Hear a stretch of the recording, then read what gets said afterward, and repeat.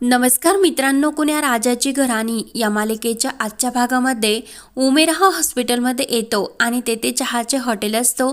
त्या चहावाल्याला तो विचारत असतो की इतका मोठा माणूस या गाडीमधून किडनॅप झाला तरी सुद्धा तुम्ही म्हणता की मी गाडी वगैरे काही बघितली नाही, इतकी मोठी गाडी तुम्ही बघितली कशी नाही। तेव्हा तो चहावाला म्हणत असतो की येथे हॉस्पिटल आहे त्यामुळे गाड्या हे येत जात असतात, म्हणून तो माणूस किडनॅप झाला हे मला समजलेच नाही। तेव्हा उमेर विचारतो की तुम्ही काहीतरी बघितले असेल ना। तेव्हा तो चहावाला नाही बोलतो। तेवढ्यात गुंजा आणि सुबोध रिक्षातूनच तेथे येतात। तेव्हा उमेरला तेथे बघून सुबोध आणि गुंजा धावतच त्याच्याजवळ येतात। तेव्हा लगेच सुबोध म्हणतो की त्या किडनॅपरचा आम्हाला डायरेक्ट फोन आला होता। तेव्हा उमेर लगेच म्हणतो की काय आणि तो किडनॅपर काय म्हटला, कबीरला कुठे ठेवले हे काही कळले का?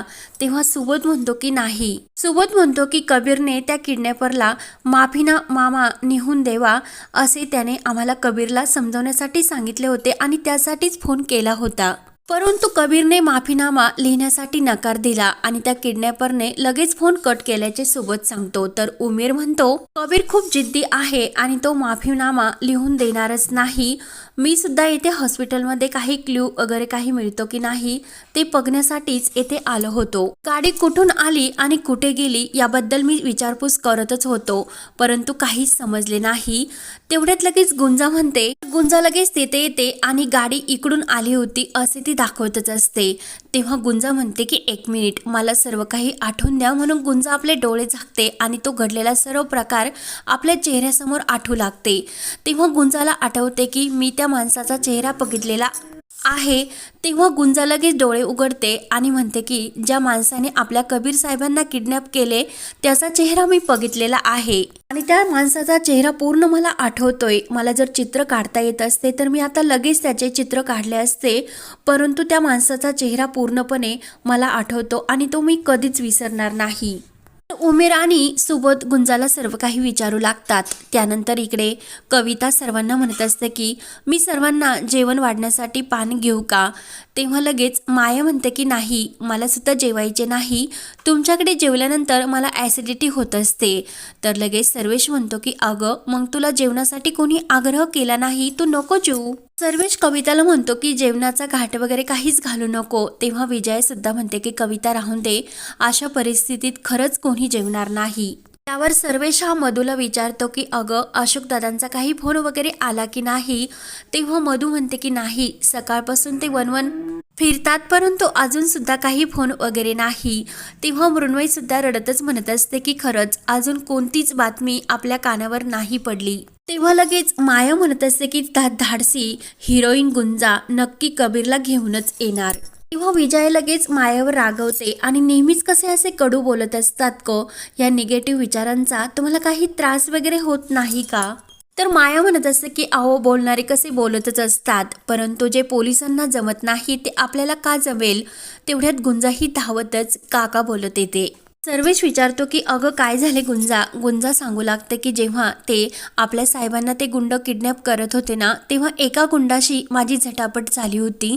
तेव्हा त्याच्या चेहऱ्यावरील जे काही ते रुमाल होता ना तो मी खाली ओढला होता आणि त्याचा चेहरा मी पूर्ण बघितला होता आणि तो चेहरा मला अजून सुद्धा आठवतो। तेव्हा सर्वेश म्हणतो की अगं हे तर उत्तम झाले, तुम्हाला त्या चेहऱ्याचं वर्णन कर, मी तसे स्केच त्याचे काढतो। त्यावर लगेच सर्वेश काहीने रेशीमला एक कागद आणि पेन्सिल आणण्यासाठी सांगतो। तेव्हा सर्वेश जशी गुंजा सांगते तशी त्या माणसाचे स्केच काढू लागतो। तेव्हा स्केच काढल्यानंतर सर्वेश हा गुंजाला ते स्केच दाखवतो आणि हाच आहे का असे विचारतो। तेव्हा लगेच गुंजा म्हणते की हो, हाच तो लांडगा आहे, त्यानेच आपल्या साहेबांना पळवले आणि हा जर माझ्या समोर आला ना याची अशीच लाकडाने आणि दांडक्याने मारून याची अशी अवस्था करून ठेवेल, स्वतःला आरशात बघून सुद्धा तो स्वतःला ओळखू शकणार नाही, म्हणून गुंजा खूप भडकलेली असते। तर उमेर म्हणतो की गुंजाताई तू नक्की खूप छान असं उत्तम काम केले। तेव्हा आता हे स्केच आहे ना मी सर्वत्र पाठवतो, म्हणजे हा जो कोणी आहे ना तो लवकरच आपल्या समोर येईल। त्यावर लगेच माया गुंजाला विचारते की काय ग, तुझा नेमकं प्लॅन काय आहे, तू इतकं पुढं पुढं का करतेस? तेव्हा गुंजा घाबरतच म्हणते की आओ तुम्ही नेमकं काय म्हणता त्याबद्दल मला काहीच समजत नाही। तर सर्वजण रागाने मायेकडे बघत असतात। तर माया म्हणते की अगं काही रक्ताचं नातं नसताना तुझी इतकी तळमळ का होतेस. तेव्हा मृण्मयी ही मायासमोर येते आणि तिच्या आईला म्हणत असते की अगं नाती ही फक्त रक्ताची नसतात, नाती ही काही मनाची सुद्धा असतात. की कबीरसाठी इतके का तळमळतेस, त्याचे उत्तर दे ना. तेव्हा माया म्हणते की तू कबीरसाठी इतकी तळमळते म्हणजे तू त्याची होणारी बायको आहे म्हणूनच, तुझा होणारा नवरा आहे म्हणूनच. तेव्हा मृण्मयी म्हणते की हो का, मग नवरा बायकोचं नातं हे सुद्धा रक्ताचेच असते का. नाही ना, मग त्या सर्वात नात्यापेक्षा घट्ट नातं तेच असतं, कारण ते मनाने जोडलेले असते. आणि तसंच नातं गुंजाचं या घराशी आहे. तेव्हा गुंजा लगेच मृण्मयीला म्हणते की मृण्मयी ताई, तुम्ही एकदम बरोबर बोलतात. ज्यांना मनाचे नाते हवीशी वाटतात त्यांनाच नात्याची किंमत कळत असते. तेव्हा गुंजा ही सर्व मायाकडे बघत बोलत असते की मला या घराने आसरा दिला, कितीही काही झाले आणि मी कितीही कुठे गेले तरी सुद्धा या घराचे ऋण माझ्याच्याने फिटू शकत नाही. त्यावर लगेच मृण्मयी म्हणते की गुंजा, आज या घरासाठी तू खूप मोठं काम केले. तेव्हा मात्र माया ही गुंजाकडे बघत मनात म्हणत असते की पाणी कुठेतरी नक्की मुरते गुंजा, माझी नजर कधीच धोका खात नसते. त्यानंतर गुंजा ही ते स्केच घेते आणि आपल्या देवी आई समोर ते स्केच ठेवते आणि ह्या नराधामाला नक्की शिक्षा मिळणार असे ती म्हणत असते. तेवढ्यात मृण्मयी तिच्यासाठी खिचडी घेऊन येते आणि गुंजा प्लीज 2 घास खाऊन घे आणि तू इतकी जीवाची का तळमळ करतेस, मला सुद्धा जीवावर बेतून तू माझा जीव वाचवलास, रक्त दिले मलास, तू इतकी तळमळ का करतेस ग. मालकाच्या तुकड्यावर पोचणाऱ्या नौकराने जसे वागायला पाहिजे तसेच मी वागते असे बोलून गुंजा ती खिचडी घेते आणि ते ताट बाजूला ठेवते. तेव्हा मृण्मयीच्या डोळ्यात पाणी येते आणि त्या दिवशी मी खरंच खूप मोठी चूक केली कबियार, आणि तुला एकत्र बघून मी खूप मोठा असा गैरसमज करून घेतला, म्हणून ती गुंजाची माफी मागत असते. गुंजा म्हणते की आओ तुमची काहीच चूक नाही मृण्मयी ताई, प्लीज माफी नका मागू. गुंजा म्हणते की तुमच्या जागी जगातली कोणतीही बाई असती तरी ती तशीच वागली असते आणि आता तर तुमचं साहेबांशी लग्न होणार. तेव्हा मृण्मयी विचार करत असते आणि त्यानंतर इकडे माया सुद्धा सर्वेश्वरला म्हणत असते की आता हे लग्न होणार नाही, म्हणून सरपोतदारांनी ते स्वप्नच बघू नये. सर्वेश म्हणतो की अगं हे काय बोलतेस, आपण त्यांच्या घरामध्ये आहेत आणि कुणी जर ऐकले तर काय करणार. तेव्हा माया म्हणते की जेव्हा मृण्मयी त्याला नकार देईन लग्नासाठी तेव्हा सुद्धा हा धक्का सर्वांना पचवावेच लागन. सर्वेश विचारतो की अगं मृण्मयी काय या लग्नासाठी नकार देईल. तेव्हा लगेच माया म्हणत असते की मृण्मयीने अजून कबीरला वेळ मागितलेला आहे, तिने स्पष्ट असा होकार दिलेला नाही. तर मधू हे सर्व बोलणे ऐकत असते.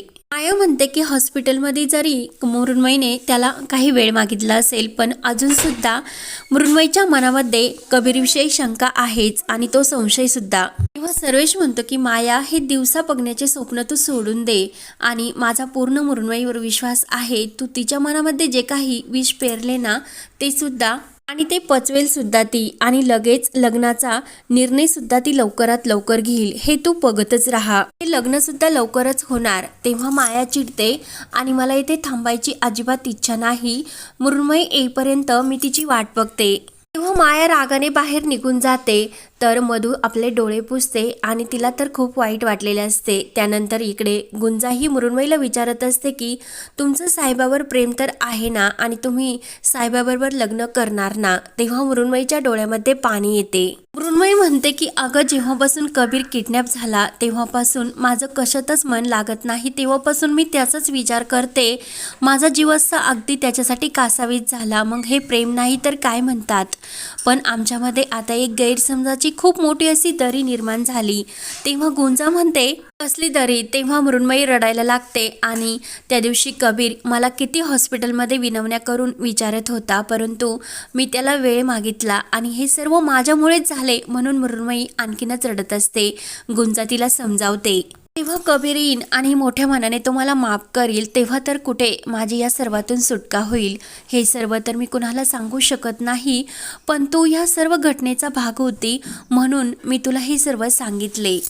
गुंजा म्हणते की साहेबांचं काळीज हे दगडाचं नाही आणि ज्या माणसाचं आपल्यावर प्रेम असतं ते माणूस आपल्यावर रागवलं तरी ते सुखाचे असते आणि ज्या माणसाचं आपल्यावर प्रेमच नसतं त्या माणसासाठी जीव हा आपला कायम सांडतच असतो.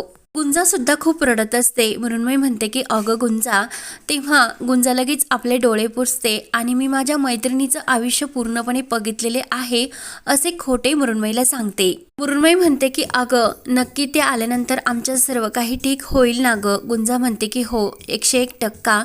तेव्हा मृण्मयी म्हणते की अगं गुंजा तुझ्याशी बोलल्याने मला खरंच खूप बरे वाटले. माझं खरंच तू खूप एक मोठं काम केलं, त्यामुळे आता लग्नाचा डिसिजन आहे ना तो मी मोकळे मनाने घेऊ शकते, म्हणून मृण्मयीला खूप आनंद होतो. तर गुंजा खुश होऊन म्हणते की माझ्यामुळे तुमचं लग्न हे पुन्हा जुळून येणार असेल तर माझ्या इतकी दुसरी नशीबवान मुलगी कोणतीही नसेल. तर मृण्मयी पुन्हा एकदा गुंजाला सॉरी बोलते आणि गुंजाला म्हणते की आता खूप उशीर झाला, 2 घास खाऊन घे, मला आता निघावी लागेल, मम्मा वाट बघत असेल. मला तर थांबायची खूप इच्छा होती परंतु मम्मा थांबून देणार नाही आणि मी उद्या सकाळी परत लवकरच येईल असे मृण्मयी ही गुंजाला प्रेमाने हात फिरून चेहऱ्यावर बोलत असते. हा भाग येथे संपतो. पुढील भागामध्ये कबीर हा जेथे बांधून ठेवलेला असतो तेथे एक बाटलीची फुटलेली काच पडलेली असते. ती काच आपल्या पायाने उचलतो आणि आपलं जे काही बांधून ठेवलेलं जे दोर असतं तो दोर कापण्याचा प्रयत्न करत असतो.